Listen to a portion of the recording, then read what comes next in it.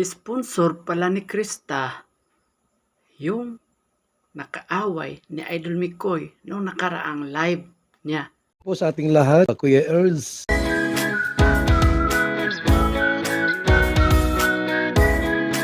Sponsor pala ni Idol Krista nung nagbibigay ng dress kay Krista.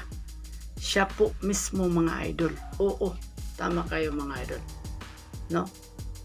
So, nakilala na po natin mga idol. Yung nakaaway dati at yung nag-course na ma-stop, mabubuwag yung Mike Chris, sponsor pala ni Idol Krista. Siya mismo ang nagbibigay ng dress. Yun po mga idol, ang ating sama-samang tutukan mamaya mga idol no? Pero bago ang lahat mga idol, kung nagustuhan nyo ang ganitong klaseng reaction video, mga idol, huwag kalimutang mag-like, subscribe at i-on ang notification bell para lagi kang updated sa susunod nating mga uploads. So yun po mga idol, bago tayo magsisimula, batiin din po natin ang ating ama ng kalingap, Kuya Val, Ate Edna, Ma'am Jack, Idol Rob, lahat ng ating kasamahan sa Karipa, Kalingap Charity Vloggers, lahat ng ating silent viewers, silent subscribers, syempre ating mga magigiting na OFW na walang ibang libangan kundi manood dito mga idol sa Kalingap. At syempre, paki-follow naman po ang ating FB page mga idol, Erwin. So yun mga idol, pag-usapan muna natin itong patungkol no sa sponsor ni Krista noon, no, na si Madam M. Tawagin mo natin Madam M, no? Itong si Madam M mga idol, nung nakaraang live talaga ni Idol Mikoy, no? At yung ego ni Idol Mikoy ay naigo ba, no? So ni Idol Mikoy na napagsabihan, no, itong sponsor na ito na buhay pa daw pero yung kaluluwa ay sunog na. Dahil ginawa yun ni Idol Mikoy, nasabi na niya yun dahil itong si Madam M ay grabe talaga. Noon pa daw ito na naninira sa Mike Chris at sinabihan pa niya na mabubuwag ito, no?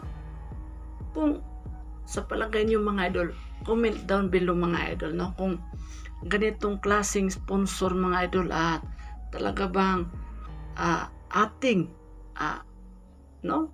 susuportahan or ating i-correct, no, kung bakit nagkaganito ang sponsor, no, dating sponsor ni Idol Krista, no, at siya pa lang sisira mismo, no, sa Mike Chris. So anong gusto niya? So sinong gusto niya makatandim ni Idol Krista, no? Si Arjon hindi naman, tapos na sila, no?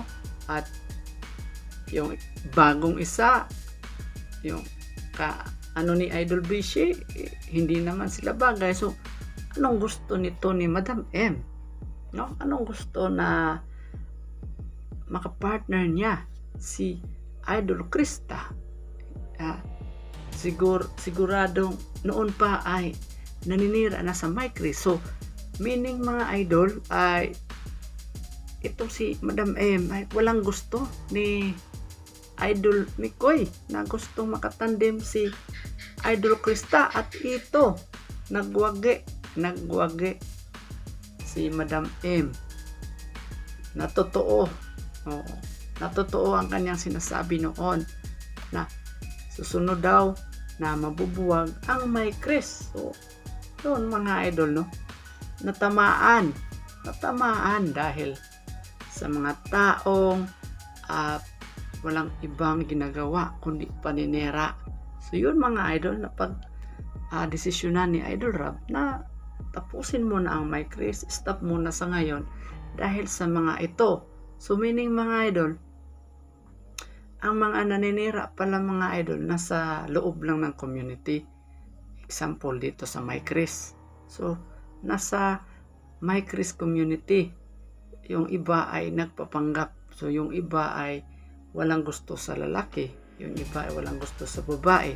So example lang yan ha, sa Jumcar community, oo, sa Franjoy community, no? So wala ng EDC community dahil nag-tridor ang babae at walang hiya at pinatulpo pa ang ating founder ng Kalingap, no? Walang respeto. So yun ang hindi natin isasama sa sample. I-sample natin lang yun na yung parang hindi na tao yung kanyang parang ano na, iba, no? Iba na ang kanyang pagdisiplina, pagrespeto sa kanyang sarili, iba na, no? So yun, parang nahawaan na siya mga idol. So balik tayo sa topic. So palagi ko ito i-example mga idol para sa inyo, yung mga anti-Kalingap, yung nag-tridor sa Kalingap. Pero may gina na ako i-example para sa inyo, para na atay makuha, no? Para sa inyong sarili, para sa aking sarili. Kung saan tayo galing, dapat tayo ay marunong magtanaw ng utang na loob. So dito mga idol, at laking pasasalamat ni Idol Krista ni Madam Aim dahil nabigyan siya ng address. Yung kayo na mag-reply sa ating comment section, nandoon ang comment ng ating solid viewers na sabi niya doon na itong si Madam M ay nagbigay ng dress. Siya po ang nag-sponsor ng dress kay Krista. So malaki ang kanyang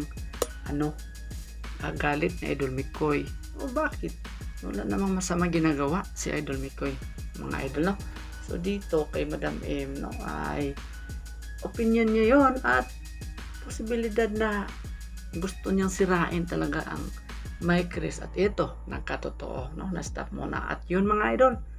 At sana makita ito ni Idol Rob na yung mga comment ng ating mga solid supporters, yung panawagan nila na magbalik na ang Mike Chris, di ba? Kung magbalik na ang Mike Chris daw ay maraming opportunity at di lang padalos-dalos, no, sa mga sitwasyon, no, na nagaganap. At syempre yung mga bashers talaga nasa loob lang pala ng community, nagpapanggap. Oo, nasa loob lang pala at ito ginagamit ang Kalingap. So yun mga idol, grabe, no? Grabe yung topic natin. Sana po meron po tayong nakukuhang aral dito sa ating topic mga idol, no? So kung wala tayong gusto sa isang tao at hindi na lang sana ipapa-social media, at syempre maraming mag-opinion, magre-reaction, bigyan ka talaga ng pansin. So yun po mga idol, no? Yun po, sana po kung nagustuhan niyo mga idol ang ating ganitong klaseng reaction video, huwag kalimutan mag-like, subscribe, at i-on ang notification bell para lagi kang updated mga idol sa susunod nating mga uploads. So yun lang po muna mga idol ang ating Kalingap Earth ngayong gabi. Ingat kayo lagi. God be the glory. Bye bye. Peace out.